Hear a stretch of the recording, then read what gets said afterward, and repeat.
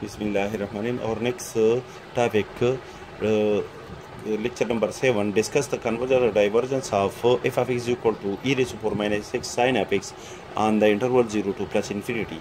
Since the function f of x is continuous on the given interval, therefore the improper integral of the function f of x on the given interval is equal to limit when m tend to plus infinity integral from 0 to m e raised to power minus x sin of x dx. Let I is equal to integral e raised to power minus x sin of x dx. First we have to integrate e raised to power minus x sin x, and after the result we apply the upper and lower limit.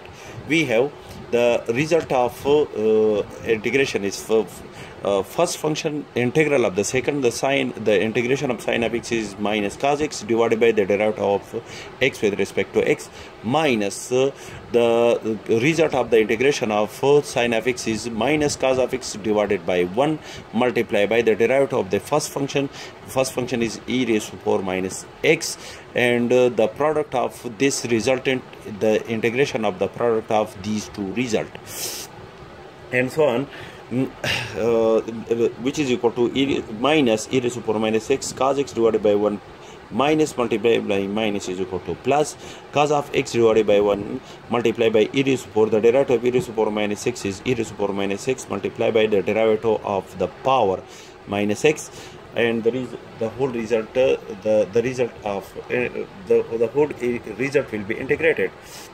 This result is equal to e raised to power minus x cos x multiplied by minus 1. The derivative of minus 1 is pushed out from the derivative sign, and the derivative of x with respect to x is equal to 1. Minus 1 multiplied by 1 is equal to 1. Minus multiplied by minus is equal to plus is equal to minus, which is equal to e raised to minus e raised to power minus x cos x minus. Now again apply the product rule to integrate these two functions. First function, the integral of the second, the integration of cos x is sin x divided by the derivative of x with respect to x, minus the result of the integration of cos x is sin x divided by 1 multiplied by the derivative of the first function, and the whole result will be integrated. This result is equal to minus e raised to power minus x cos x minus minus 1 multiplied by e raised to power minus x sin x divided by 1 minus multiplied by minus is equal to plus sin x divided by 1 is equal to sin x multiplied by the derivative of e raised to power minus x is e raised to power minus x multiplied by the derivative of the power. The power is minus x, and the whole result will be integrated. This result is equal to minus multiplied by minus 1 minus 1 is pushed out from the derivative sign, minus 1 multiplied by the derivative of x with respect to x is equal to 1 multiplied by minus 1 is equal to minus 1 multiplied by plus 1 is equal to minus. This result is equal to I is equal to minus e raised to power minus x cos x minus e raised to power minus x sin x, and this result is e raised to power minus x sin x, and this result is denoted by I, and add I to both sides. We have 2i is equal to minus e raised to power minus x cos x plus minus e raised to power minus x sin x. The result is I is equal to minus e raised to power x cos x divided by 2 minus e raised to power minus x sin x divided by 2. This result is minus. Apply the upper and lower limit. This is this result. This result is the integration of this function.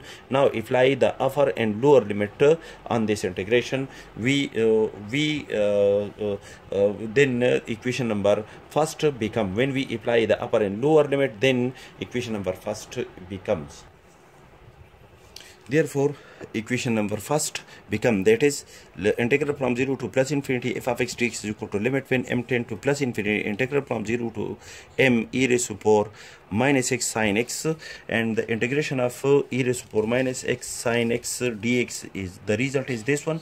This is the result of the integration of this function, and apply the upper and lower limit when limit m tend to plus infinity. After the simplification, we have the apply the upper limit e raised to power minus m cos of m plus e raised to power minus m sin of m minus apply the lower limit e raised to power 0 cos of 0 minus e raised to power 0 sin of 0. This result is cos of m plus sin of m divided by e raised to power m. E raised to power minus m is common. minus e raised to power 0 is equal to 1, and cos of 0 is also equal to 1. 1 multiplied by 1 is equal to 1, because e is equal to 2.718, and the power of any non-zero quantity is equal to 0. The result is equal to 1, and e raised to power 0 is equal to 1. Sine of 0 is equal to 0. 0 multiplied by 1 is equal to 0. And after the simplification, when we apply limit m tend to plus infinity, cos of m plus sine of m, the result of cos m or the result of sine m, these values are the maximum value of according to the given limit, the maximum value of cos m and plus are the maximum value of sine m. When cos m tend to 1, the sine of m at that point will be tend to 0. If sine of m is tend to 1, then cos of m will be equal to 0, will be tend to 0. So therefore, the maximum value of cos m or sine m will be equal to 1. In this case, when we apply limit, therefore 1 divided by e is equal to 2.718 approximately. And e tend to infinity is equal to infinity. Maximum value divided by infinity minus the limit of 1 under the limit of the constant 1 is equal to 1, and maximum value divided by that may be 1, maybe the value is the result of the value is of cos x or sin x maybe be 1, or the value is between -1 to 1. That value divided by infinity is equal to 0. So you know -1 is equal to -1. -1 multiplied by -1 over 2 is equal to 1 over 2. That is, the function f of x is equal to e raised to power -x sin x is convergent, because 1 over 2 is not equal to plus or minus infinity. Therefore, the function f of x is equal to e raised to power -x sin x is convergent, converge to the point 1 over 2, which is our required result.